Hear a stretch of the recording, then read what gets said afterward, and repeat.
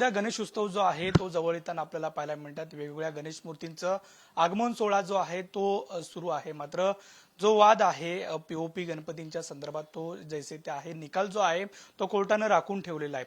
नैसर्गिक स्रोतामध्ये म्हणजे नैसर्गिक तो समुद्र आहे त्याच्यामध्ये विसर्जन करावं, तलावामध्ये विसर्जन करावं की 6 फुटापर्यंतचे जे गणपती आहे ते कृत्रिम तलावात विसर्जित करावा, तो जो आहे तो वाद सध्या सुरूच आहे. या संदर्भात बोलण्यासाठी आपल्यासोबत उदय सर आहेत, ॲडव्होकेट उदय सर आहेत. सर, कोर्टानं निकाल जो आहे तो राखून ठेवलाय, मात्र काय वाटतं नेमकं कशा पद्धतीचे गाईडलाईन जे आहे त्या मागच्याच आहेत, मात्र कशा पद्धतीने योग्य असू शकतं?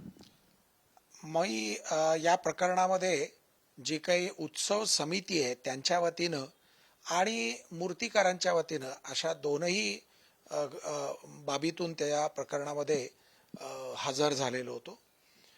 मूळ मुद्दा असा होता की जो काही एन्व्हायरमेंटच्या दृष्टिकोनातून जो प्रदूषक आहे, ज्याला आपण इंग्रजीमध्ये पोल्युटंट म्हणतो, तो प्रदूषक कोण आहे, कोण प्रदूषण करत आहे, याच्यावरती अभ्यास करायची गरज आहे आणि त्याचा निष्कर्ष योग्य पद्धतीनं काढला गेला पाहिजे, अशा प्रकारचा मूलभूत युक्तिवाद न्यायालयामध्ये सादर झाला.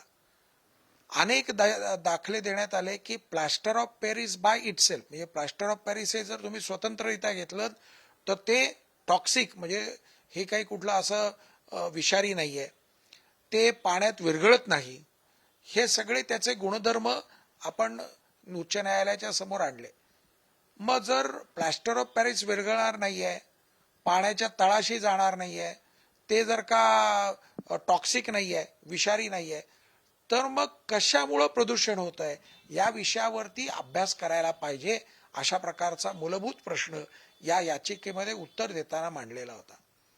म्हणजे साधारणतः 3 वेगवेगळे प्रकार हे गणपती बनवताना आपल्याला बघायला मिळतात की ज्याला आपण रॉ मटेरियल असं म्हणतो, की साध्या मातीतून तयार केलेलं आहे, शाडूच्या मातीतून तयार केलेलं आहे, आणि तिसरा प्लास्टर ऑफ पॅरिस वापरून तयार केलेला गणपती आहे.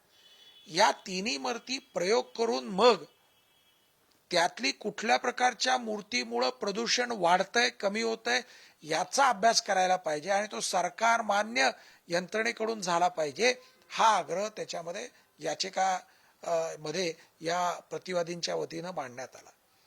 दुसरा मुद्दा असा मांडण्यात आला की याच्यातलं प्रदूषक कोण आहे, म्हणजे जर प्लास्टर ऑफ पॅरिसनं जर प्रदूषण होत नाही, जर शाडूच्या मातीनं प्रदूषण होत नाही, साध्या मातीनं प्रदूषण होत नाही असं जर म्हणत असाल, तर ते जे रंग वापरले जात आहेत त्या रंगामुळे प्रदूषण होत आहे का काय, याची चौकशी करायला पाहिजे.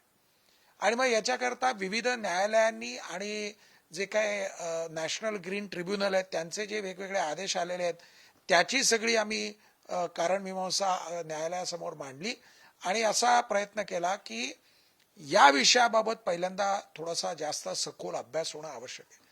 तो अभ्यास कुणी करायला पाहिजे, तर तो अभ्यास हा सीपीसीबी म्हणजे केंद्रीय पातळीवरचं जे प्रदूषण नियंत्रण मंडळ आहे ते आणि महाराष्ट्र पातळीवरचं आहे त्यांनी तो करायला पाहिजे आणि त्यांनी केल्यानंतर मग आदेश पारित करायला पाहिजे. त्याच्यामुळं या मुद्द्यावरती ज्यावेळेस युक्तिवाद झाला त्यावेळेस माझ्या पक्षकारांना अशी खात्री आहे की या मुद्द्याची दखल आदरणीय न्यायाधीश साहेब घेतील आणि योग्य प्रकारे या विषयाबद्दल सविस्तर अशा प्रकारचा अभ्यास व्हावा आणि त्या अभ्यासातून मगच जो काय आदेश आहे तो पारित व्हावा, अशा प्रकारचा मुद्दा आदरणीय न्यायालय मान्य करेल अशी त्यांना खात्री वाटते. राज्य सरकारला सुद्धा विचारणा खरं तर राज्य सरकारला सुद्धा कोर्टानं विचारणा केलेली होती. राज्य सरकारनं सुद्धा आपलं जे आहे ते मत ठेवलेलं होतं. मागच्या डेडलाईन आहेत, मात्र जर डेडलाईन चेंज झाल्या तर काय असू शकतं पुढचं? माननीय न्यायाधीश साहेबांनी खूप चांगला आणि चतुर असा प्रश्न हा सरकारला विचारलेला होता.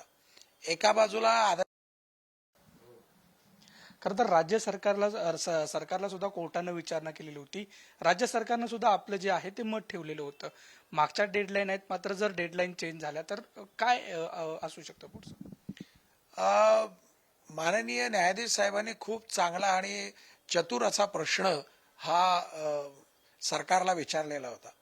एका बाजूला आदरणीय पंतप्रधान साहेबांच्या 2 मन की बात या भाषणांमध्ये 2 वेळा त्यांनी स्थानिक मातीचा वापर करावा, देश की मिट्टी, त्यामुळं देशाच्या मातीचा वापर करून गणपतीच्या मूर्ती बनवाव्यात असं त्यांनी आवाहन केलेलं होतं.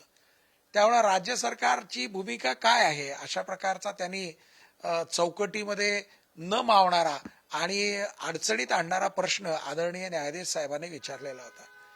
त्याच्यावरती साहजिकच सरकारी पक्षानं थोडीशी मुदत घेतली आणि आपल्या सगळ्यांना माहिती आहे की त्यांनी सांगितलं की जे आदरणीय पंतप्रधान साहेबांनी म्हटलेलं आहे ते आम्ही अंमलबजावणी करणार आहोत, परंतु हळूहळू टप्प्याटप्प्यानं आम्ही प्लॅस्टर ऑफ पॅरिसचा वापर कमी करणार आहोत असं त्यांनी उत्तर दिलं.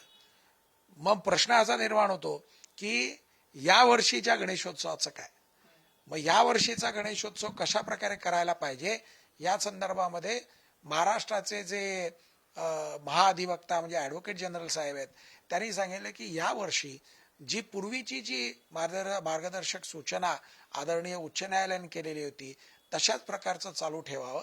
म्हणजे 6 फुटापर्यंतचे जे काय मूर्ती आहेत त्या या कृत्रिम तलावामध्ये विसर्जित व्हाव्यात. 6 फुटापेक्षा मोठ्या ज्या आहेत त्या सर्व या जिवंत पाण्यामध्ये जाव्यात, नदीमध्ये किंवा तलावामध्ये किंवा समुद्रात जाव्यात असं त्यांनी विनंती केलेली होती.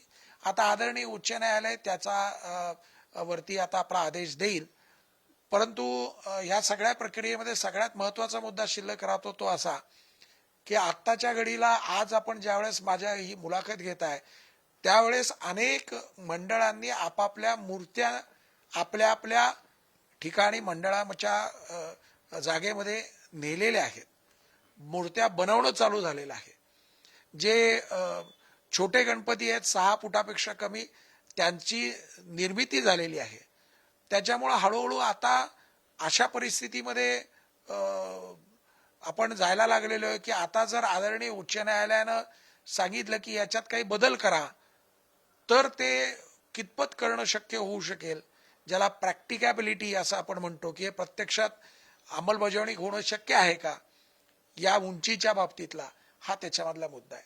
आणि सगळ्यात महत्वाचा दुसरा मुद्दा येतो की एखाद्या मूर्तीची उंची किती असावी या संदर्भामध्ये नियंत्रण करण्याचा कुठला कायदा आहे का. हे 1 फुटाची मूर्ती असावी, 2 फुटाची असावी, 4 फुटाची असावी, 10 फुटाची असावी किंवा 12 फुटाची असावी या संदर्भामध्ये आजच्या घडीला कायदा कुठलाही अस्तित्वात नाही आहे. त्याच्यामुळं मग प्रश्न निर्माण होतो की आता काय करणं शक्य आहे. मला खात्री आहे की आदरणीय उच्च न्यायालयाचे जे न्यायाधीश साहेब आहेत त्यांच्या अनुभवातून ते याही प्रश्नावरती योग्य असा जो काही एकूण तोडगा आहे तो नक्की काढतील असा आमच्या पक्षकारांना विश्वास आहे. तोडगा जो आहे तो काढतील, निकाल जो आहे तो राखून ठेवलेला आहे. मात्र मुंबईत असू दे किंवा इतर ठिकाणी असू दे गणेश आगमन जे आहे त्या सुरू आहेत, अनेक मूर्त्या ज्या आहेत त्या बनवलेल्या आहेत. त्यामुळं निकाल का असणार आहे त्याकडं संपूर्ण मुंबईचं आणि महाराष्ट्राचं लक्ष लागून राहिलेलं आपल्याला पाहायला मिळतंय. मंगेश सोबत नंदकिशोर गावडे, पुढारी न्यूज, मुंबई.